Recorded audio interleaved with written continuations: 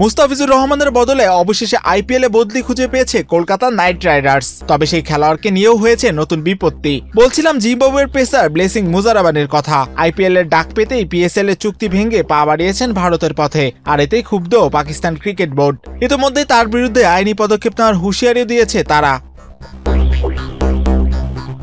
2026 মৌসুমে পিএসএল এ ইসলামাবাদ ইউনাইটেডের হয়ে খেলার কথা ছিল 29 বছর বয়সী এই ডানহাতি পেসারের। নিলামে অবিকৃত থাকলেও পরে ওয়েস্ট ইন্ডিজের পেসার সামার জোসেফকে ছেড়ে দেওয়ার পর সরাসরি চুক্তিতে প্রায় 1,10,00,000 রুপিতে মুজারাবানিকে দলে টেনে নেয় টিম ইসলামাবাদ। ক্রিকেট ভিত্তিক ওয়েবসাইট ESPN ক্রিকইনফোর তথ্য অনুযায়ী তিনি ইতিমধ্যেই ইসলামাবাদ ইউনাইটেডকে নিজের সরে দাঁড়ানোর সিদ্ধান্ত জানিয়ে দিয়েছেন।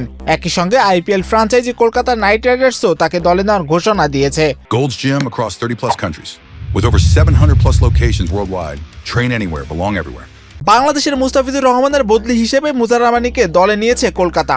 এবারের আইপিএল নিলামে 9,20,00,000 রুপিতে মুস্তাফিজকে প্রথমে দলে ভিড়িয়েছিল KKR, কিন্তু কূটনৈতিক জটিলতার কারণে তাকে স্কোয়াড থেকে ছেড়ে দেয় কলকাতা, আর সেই জায়গা পূরণে নেওয়া হয়েছে মুজারাবানিকে। আগামী 26শে মার্চ শুরু হবে পিএসএল, আর তার 2 দিন পরই 28শে মার্চ পর্দা উঠবে আইপিএল এর। ফলে এক লিগে নাম লেখালে অন্যটি থেকে সরে দাঁড়ানো ছাড়া উপায় নেই প্লেয়ারদের। আর দুই প্রতিদ্বন্দ্বী ফ্র্যাঞ্চাইজি লিগ প্রায় একই সময়ে অনুষ্ঠিত হওয়ায় তৈরি হয়েছে নতুন জটিলতা। সেক্ষেত্রে এর আগে কয়েক আসর পিএসএল খেলা মুজারাবানি এবার আইপিএল এর পথে পা বাড়ালেন।